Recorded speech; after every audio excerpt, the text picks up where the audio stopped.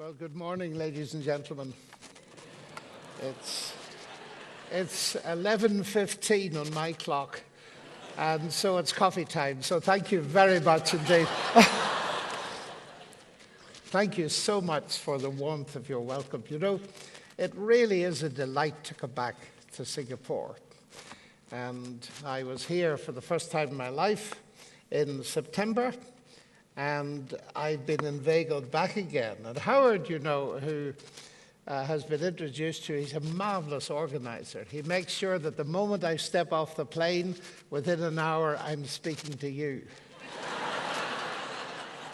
So you might find that very difficult to match for efficiency. But I am honored and delighted to speak to such a wonderful audience. All of you are much younger than me, which is encouraging, and on a topic that is of immense importance.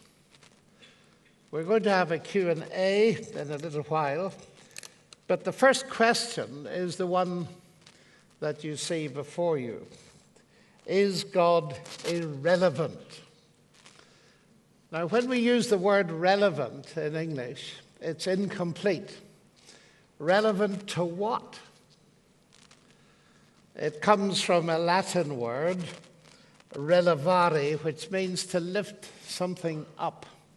And therefore, to indicate that this something that you have lifted up is somehow important. It's connected with something that you are discussing at that very moment. So if you say, is God irrelevant?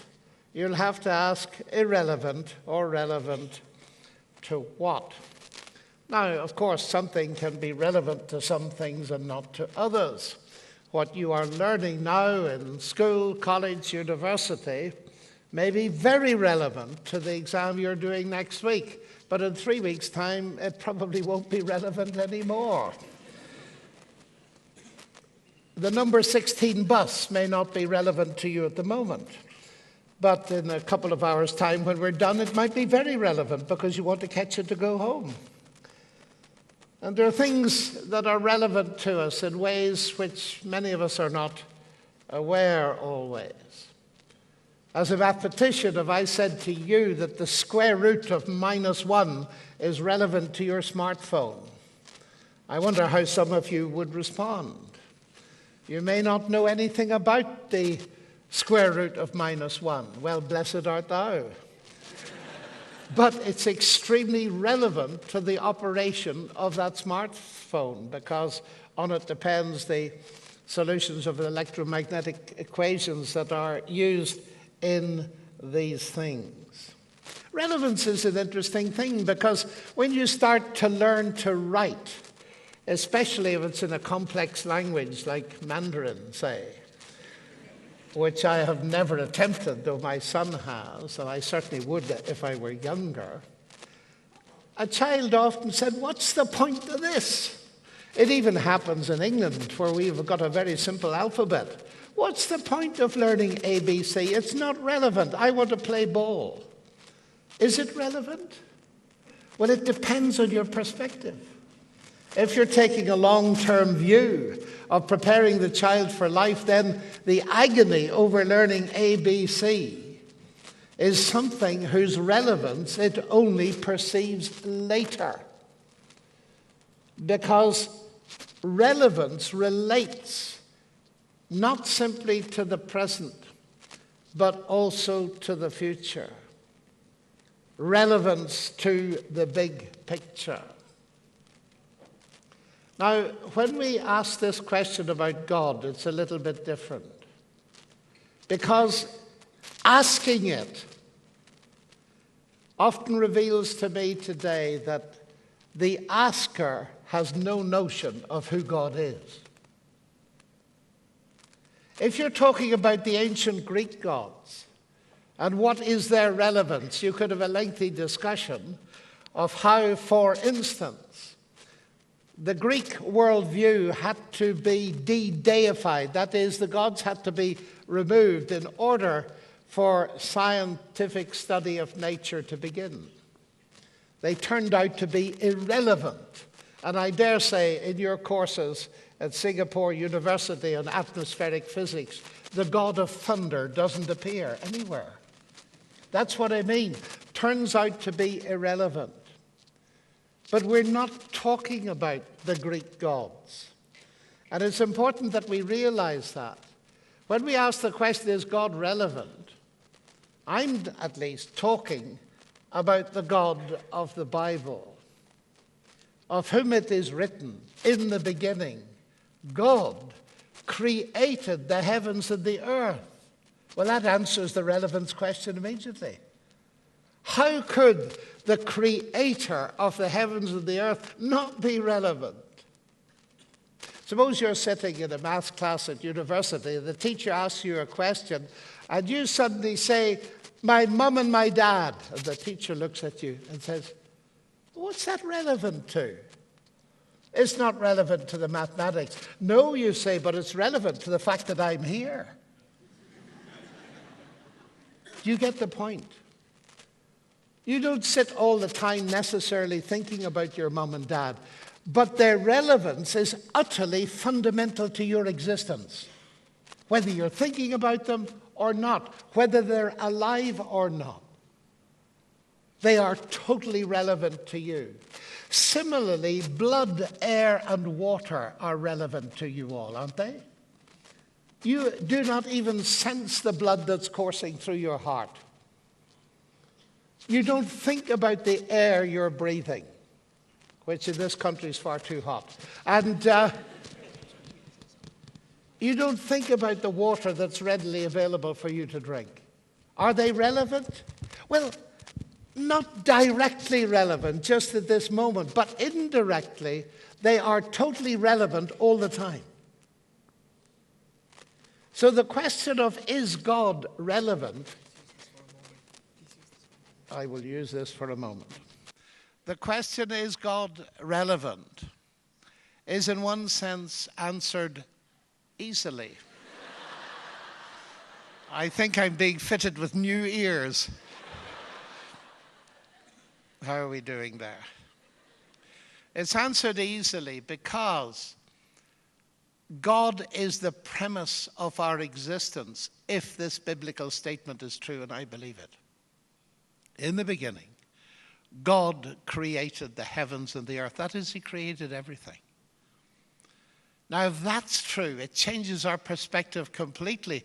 So it's for us to ask, granted that God is by definition relevant, how we can interact with him and how his relevance works.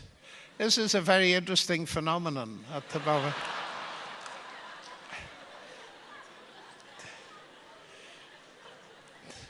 After all, technologically, it's only the 21st century. Okay, how are we doing?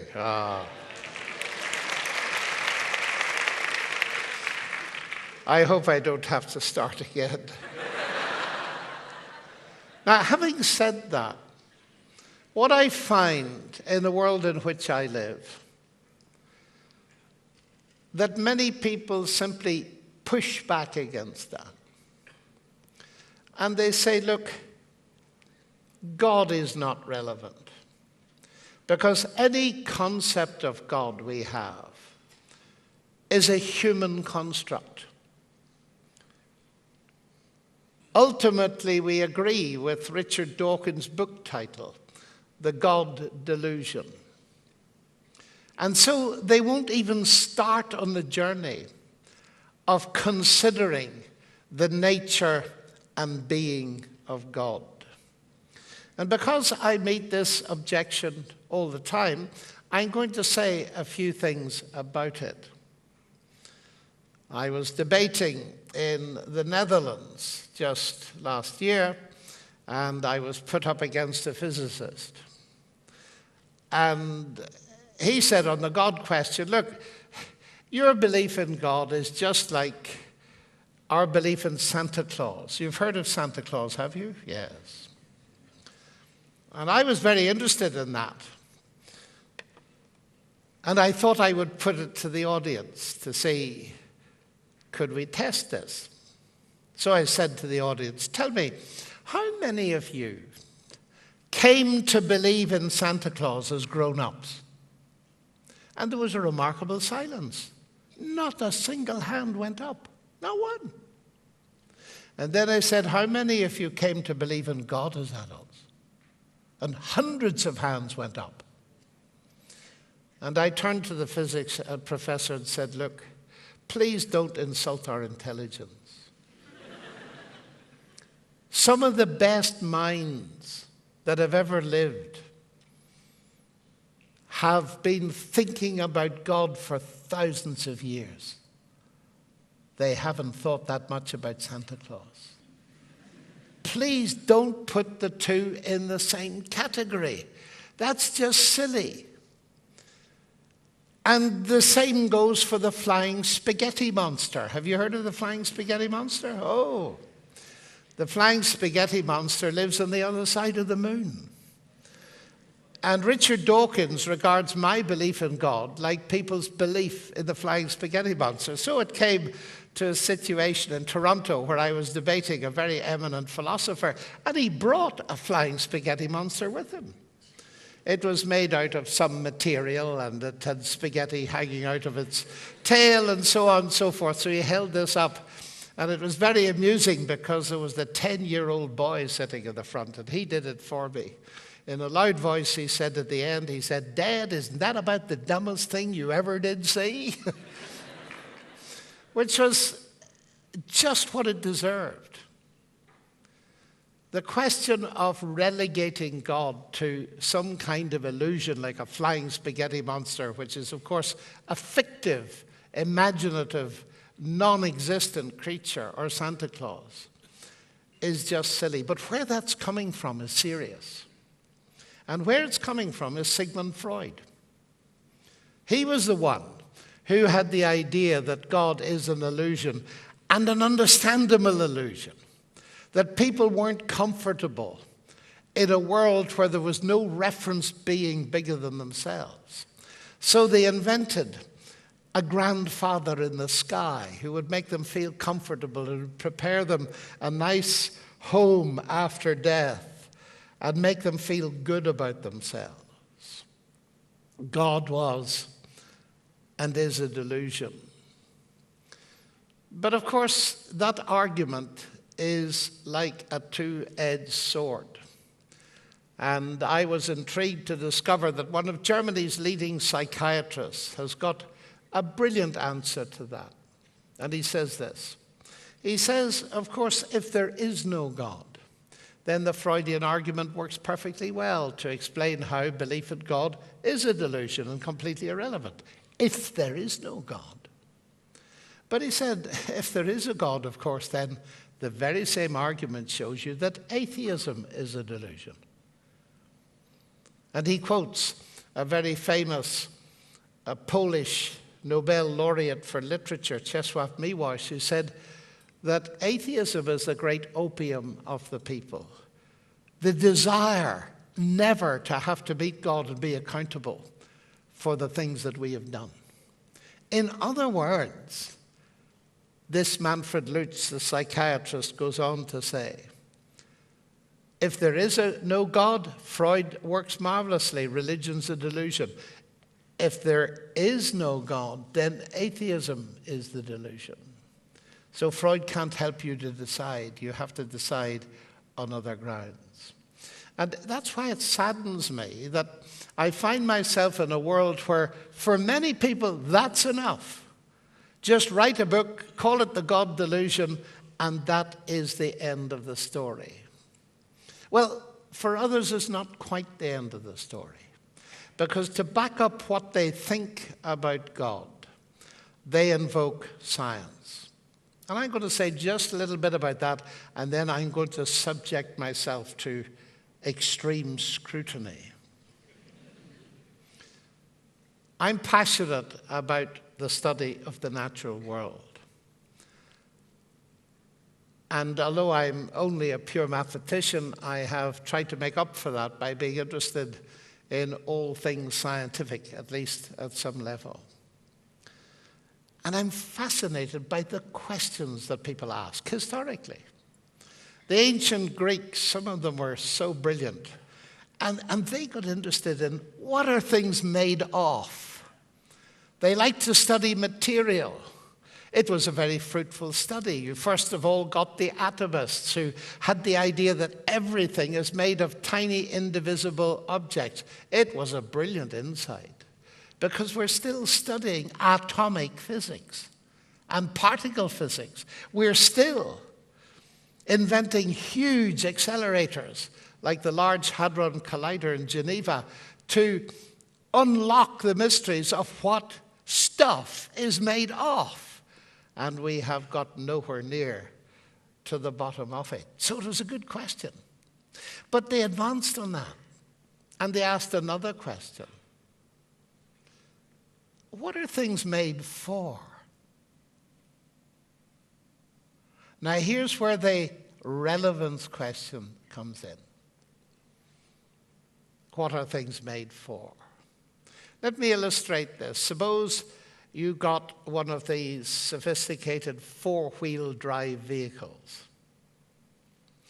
And after 6 months, the person that sold it to you, the dealer, came to visit you at home.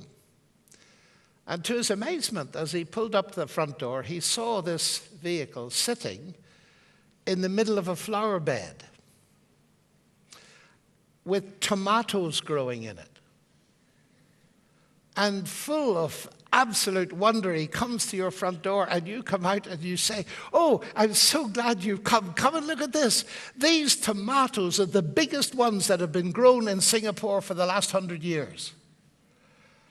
You can imagine the dealer, automobile dealer, saying, "But excuse me, that is not what that is for." "Oh, but just a minute. I found a thing inside it. It's called AC.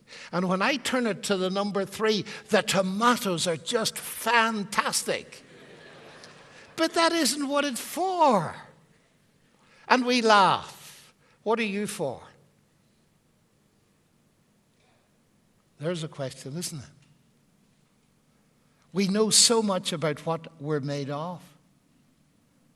At various levels, down to the atomic level, up to the level of the neurons in our brain, and the various physiological things, the organs in our bodies. But what are you for? That's a deeper question, isn't it? I meet many people who've never asked it. They've never even thought about it. What's a human being for? And some people say for nothing. There's no ultimate purpose. And now we're getting into the deeper questions. Instantly. Because once you ask the question, what are you for? You're asking about meaning, significance, purpose, all these much deeper questions in life. And that is, of course, where the God question begins to bite deeply into the discussion. Because if it is true, and I believe it is, in the beginning God created the heavens and the earth, and we're told in addition that all of us, whether we believe in God or not, are made in the image of God.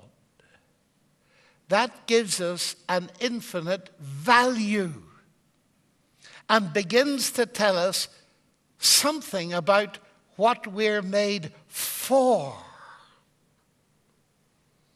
And of course, that is expanded in the early pages of the Bible in glorious detail, talking to us about the magnificent universe God has made and the garden and the work he gave to human beings, but ultimately, the fact that they could relate to him.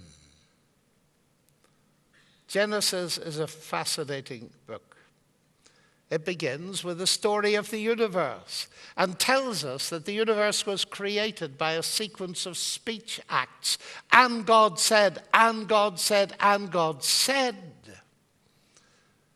And the climax of that sequence comes when, and God said, let us make man in our own image, And he makes human beings, male and female, of equal value in his image. And then you read this. And God said to them. You ever thought about that? Human beings are such that they're capable of hearing and responding to the speech of God. What's a human being for? Well, here we begin to be told. And we're being told it by revelation. And here comes another objection. Dawkins says, I believe in science. I don't believe in holy books. I believe in reason. I don't believe in holy books. That's a very strange statement. Have you ever met anybody that can read a holy book without using their reason? I haven't. That is a very foolish position to pitch reason against revelation. But you see, here I am talking to you. Suppose I just shut up, say nothing more. If I never speak to you, you'll never get to know me, will you? You could investigate me with all the tools of modern medical science. You could put me through all kinds of electroencephalograms, tunneling microscopes, all kinds of stuff. You'd never get to know me, would you? The only way you will get to know me is if I start revealing myself to you, and that usually means if I start talking to you. Now, raise that a level. The way we begin to understand the relevance of God is when he starts talking to us. And of course, we use our reason on what he says, just as you're using your reason, your intelligence, your mind to respond to what I'm saying right now. And the magnificent thing for me, ladies and gentlemen, is that we're not left to engineer gradually some idea of God that we generate in our own minds. No. The biblical claim is that it's a two-way process, that it's God revealing himself to us and speaking to us in language that we can understand, and not simply in verbal word language that we can understand, but in a bigger sort of language. Because the Word became human and dwelt among us. So perhaps you begin to see where I'm coming from on this question of the relevance of God. God is utterly relevant to every facet of existence and life, but when I'm teaching mathematics in Oxford or anywhere else, I'm not talking about God all the time. But my existence is dependent on him. And the fact that I can do mathematics comes from him. And the fact that there's a universe which is describable by mathematics is because of him. He's utterly relevant because, as Paul said to the Athenian philosophers, in him we live and move and have our being. That is the highest degree of relevance you can get. Even though we're not all thinking about God all the time. He's totally relevant to us all the time. So that's the starting point. Well, my question, which has gone unanswered, is this, and then I'll stop. We're told constantly that you can't be an intelligent person, scientifically educated, and believe in God.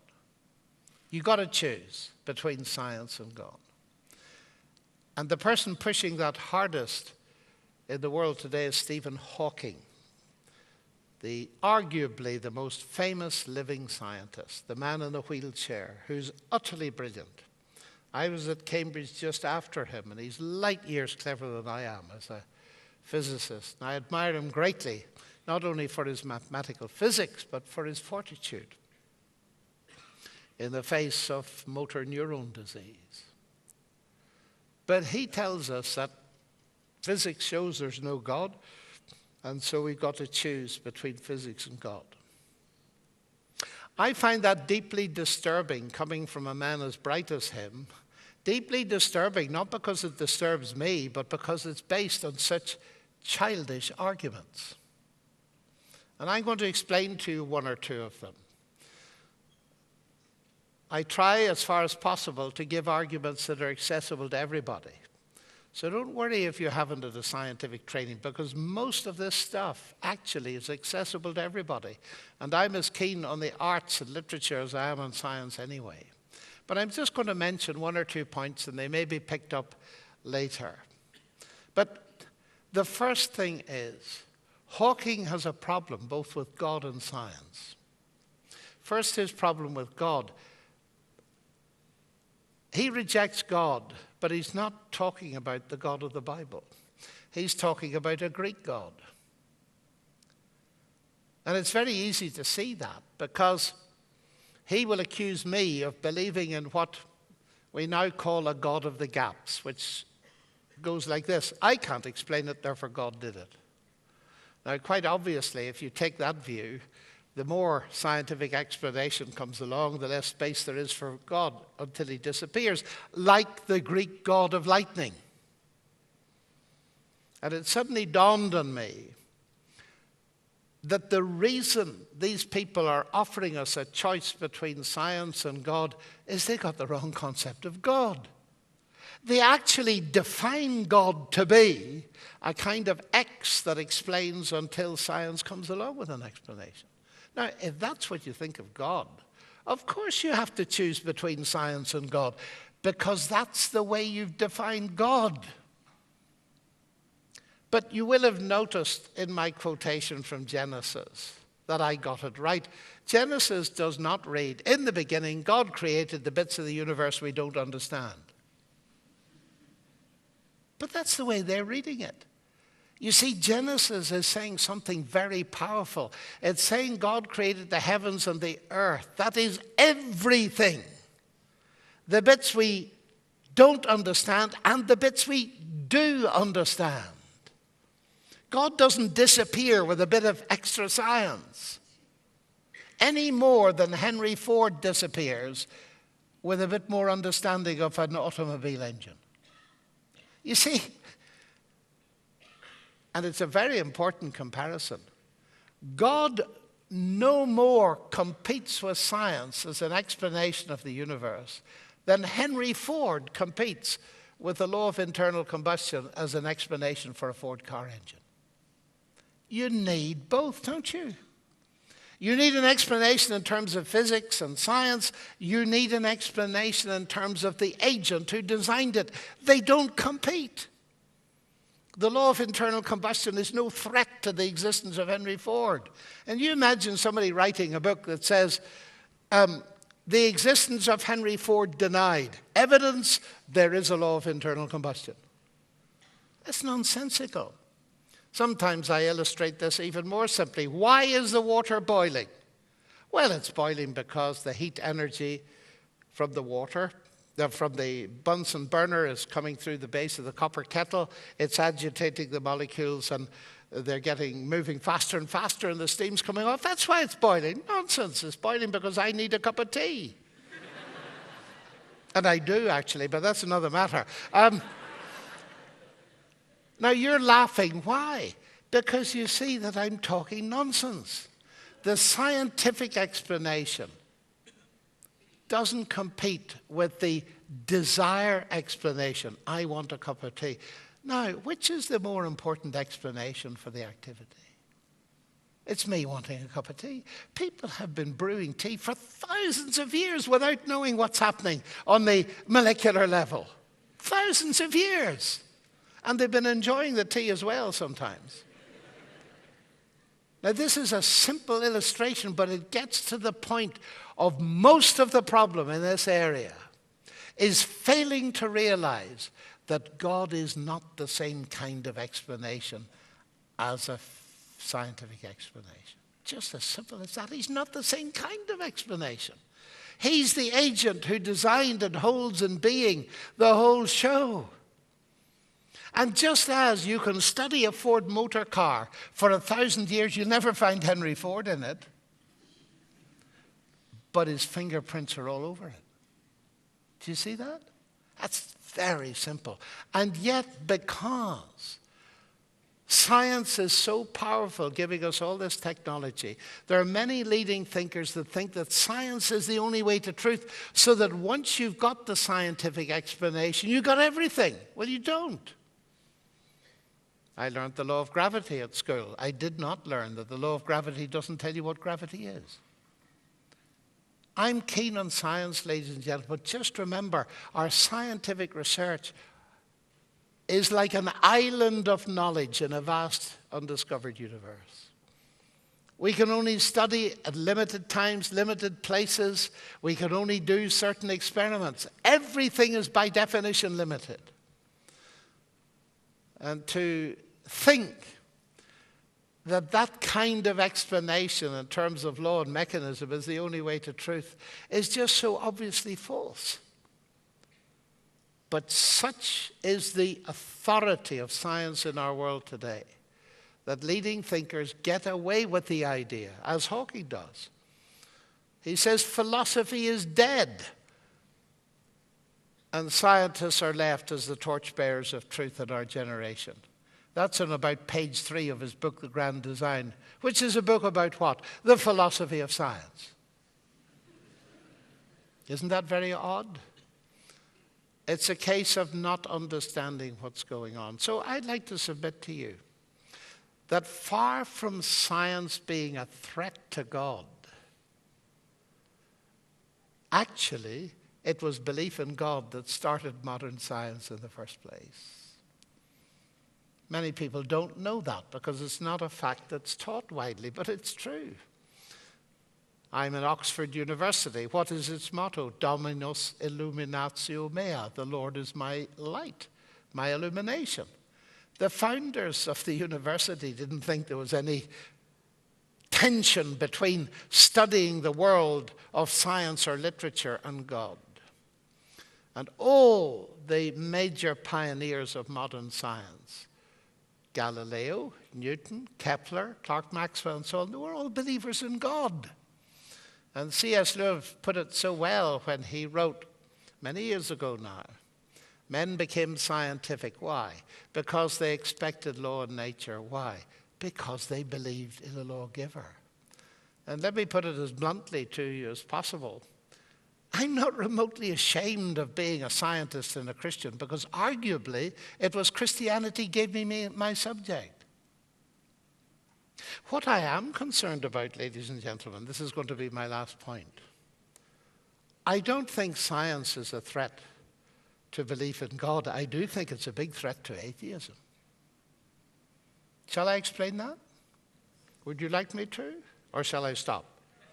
You'd like me to explain that? All right. Since you're very kind, I'll do that very briefly. Let me do it by means of a story, which happens very often because I'm very repetitious. I sometimes ask my colleagues who are scientists what they do science with. And they tell me about some expensive machine. I say, no, I mean, oh, I see. You mean and they're about to say mind, when they remember there's no such thing as a mind officially these days.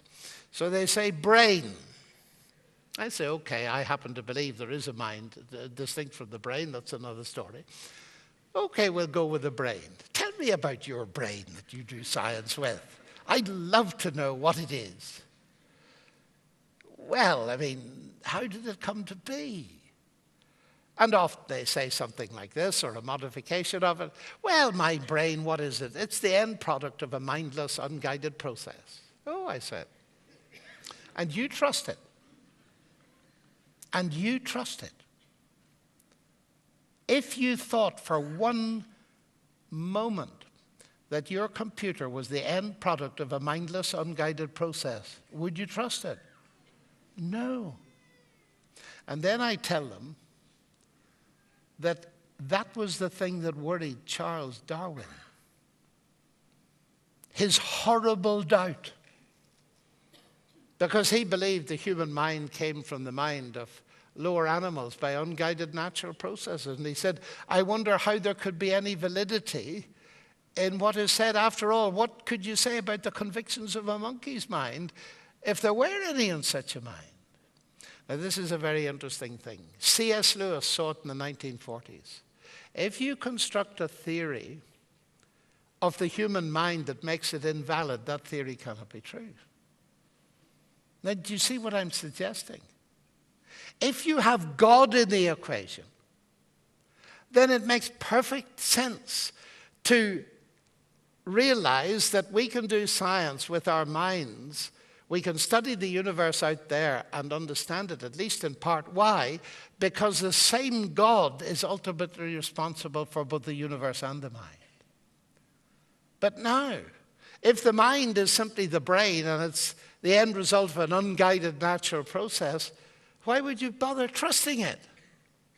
I'm suggesting that atheism doesn't only get rid of God, it gets rid of science, because it gets rid of the rationality that we need to do science, and therefore it cannot be true.